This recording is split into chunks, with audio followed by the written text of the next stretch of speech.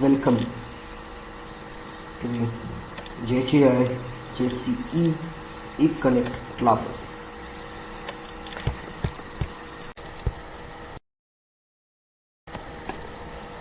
This will be saying about what can be covered in this concept. So here are the table of content that we'll be dealing with throughout the video. Object programming, objects, attributes and operations, class, abstraction, encapsulation,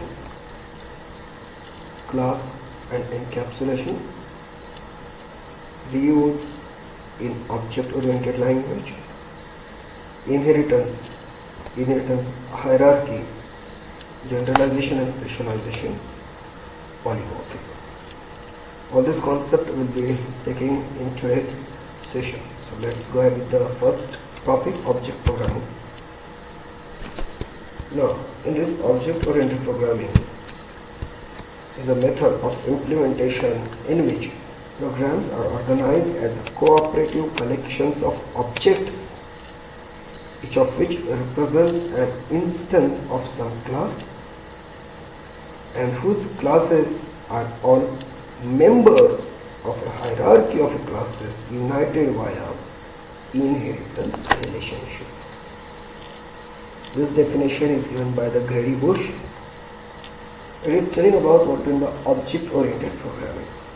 Here we have observed some important terms.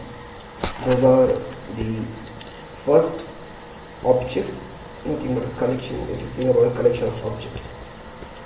It is again saying about the instance, class, abstraction. So we'll be inheritance. We'll be seeing all those concepts in further class.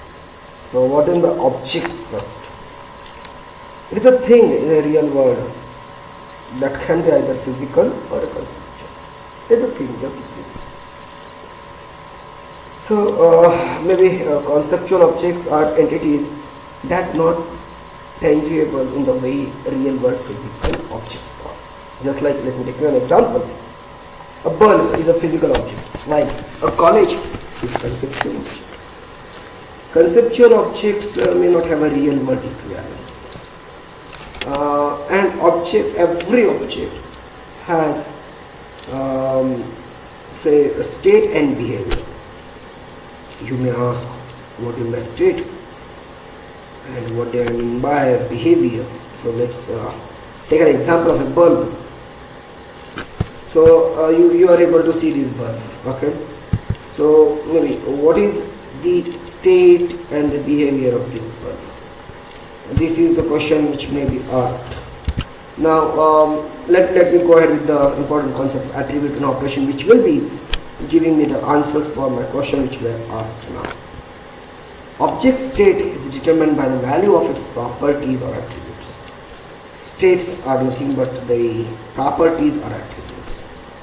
So what are the properties and attributes? They are nothing but your member variables or data members. The class has two things we'll be dealing with in the coming class. And the object behavior is determined by the operations that it provides. Operations that it provides itself, the operation that it performs on the data. So what are the operations? Number functions or the methods. I'll take it back. I'll come back over this. Now the question which has been asked about the object, this object, bulb, what are its states and methods? Okay. So it is an object first, it is a bulb is a real world thing. What are the methods that it has? It can switch on to generate light on, maybe switched off also. These are the methods. What are the variables? These are the functions. Okay, these are light on, light off are the functions. What are members, variables? So if you are able to see, it has some glossy coming. Yes, a filament and a holder. It may have a power also, which is a conceptual feature. A bulb manufacturing factory produces many bulbs based on the basis. So that is the class. Description pattern of a bulb. Maybe different class. So that comes in the class. Hope you understood the answer for the previous question was that state and behavior. So this is how the thing, a particular class. What a bulb manufacturing factory provides many bulbs based on basis description and pattern. So this is what the class. So every bulb will have the member variables as covering, glass covering, filament and holder, which are nothing but their member variables, and a method are switched on, switch off. These are the functions that a particular bulb performs. This is a class. So here we'll be dealing with what class. A class is a construct created in an object-oriented programming language that enables creation of objects, also sometimes called as a blueprint or template from which objects are created. It defines members, that means variables and methods. A class is an abstraction. I think we have discussed variables and methods in the previous hour only. Okay, when I have taken an example of a bulb, methods and member variables. Methods are our functions, member variables are our variables. Yeah. So all those things covered in a class. That's why a class is an abstraction. Let me move ahead. Now, what is the abstraction? Abstraction denotes essential characteristic of an object that distinguish it from all other kind of objects and thus provide crisply defined conceptual boundaries relative to the perspective of the viewer. This is the definition given by the Grady Bush again. So what it says, it's the process of taking only a set of essential characteristics from something. It is not to take everything. Some unique and essential characteristics are taken. Just like, let us take an example of a doctor and you are a patient. So what all things are important as being a doctor for a patient? To take its name, age, maybe old medical records. For a teacher, to its student, name, roll number or registration number, education background. In this way. So this is an example for you people. If you are HR staff, maybe, and for being as an employee, what all things you will be taken. So I need an answer, just go through it and you can tell me what all things are required. Okay. Now let me take to another important concept of encapsulation. So let me ask you one question first during encapsulation. Would you like it if your CPU is given to you like this? Let's see how it is.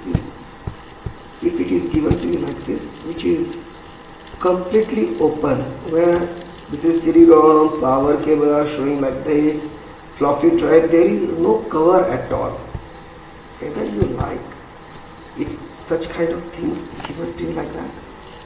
Certainly not. Certainly not. It should be covered. It should be encapsulated properly.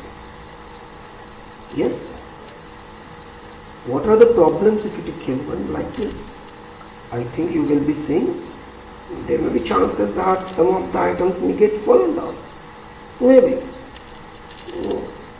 Yeah. Right? So encapsulation is the process of compartmentalizing the element of abstraction that constitutes its structure and behavior.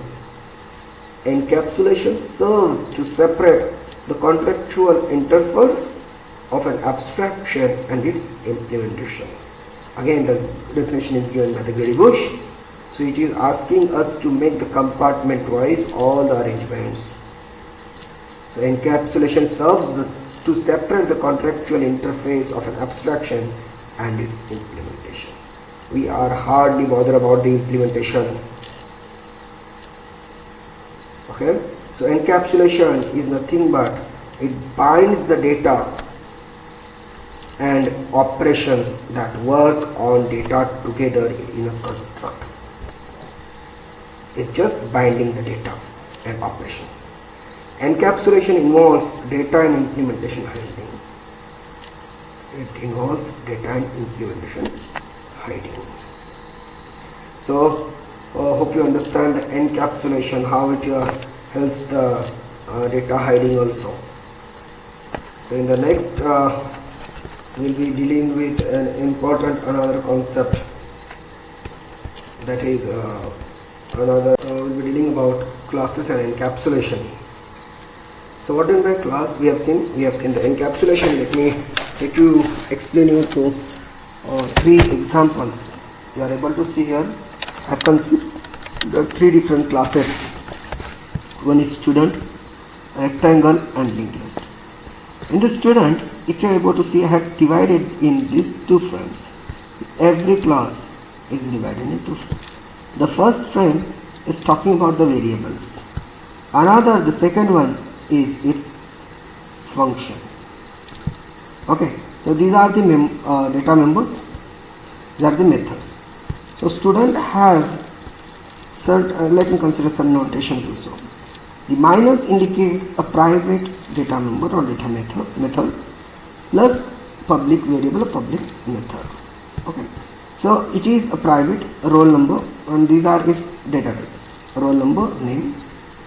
Okay, and here we are using display. It is a method. You are able to see here also. It is a read. It is a method. Okay, and these are encapsulated to form the class.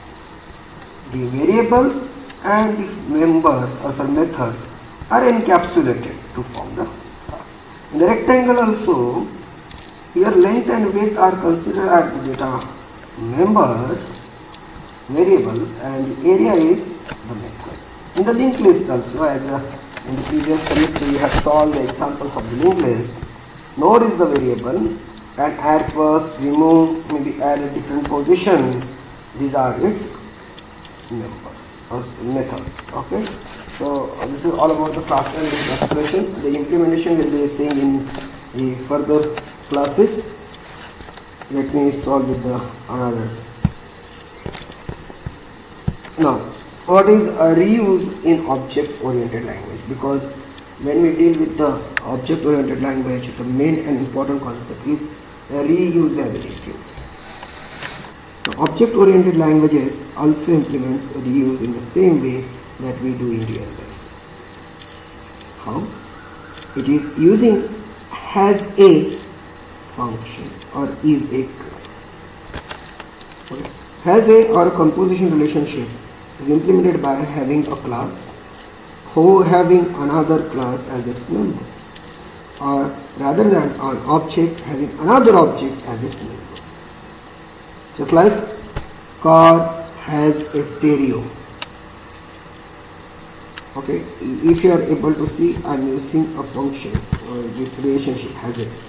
College as teachers and students is a relation implemented through what we call inheritance relationship. Now, to understand this concept very well, let us go ahead with the concept of inheritance. We generally use the inheritance concept in day-to-day life. Okay. Now, inheritance defines relationship among classes, wherein one class shares structure or behavior defined in one or more classes. This is again defined by the Greedy Bush. So it is nothing but it defines the relationship between many classes. So maybe one class shares some structure, maybe some behavior different by in some other classes.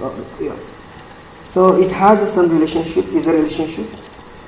Maybe it can be. Let me take you an example. Cat is an animal. Car is a vehicle. Rose is a flower. So this is what a relation is. If you may not understand it, let me take you to another example, the hierarchical example. Let's say. Sorry. You are able to see here. This is animal class. You might have seen in your biology when you deal with the biology classes. Animals has legs, tail, and maybe it has a function run. Okay. Now dog. Dog also have the same property, but one more functionality, that it barks. It along with the run, it will bark. So this is called a single level inheritance. In a multiple level inheritance, cat, it has a cat family, parrot clause, whiskers, and cat. Even this is cat family has a simple cat which does the meow, and tiger comes into the category of cat family which growl. So these are coming to the animal.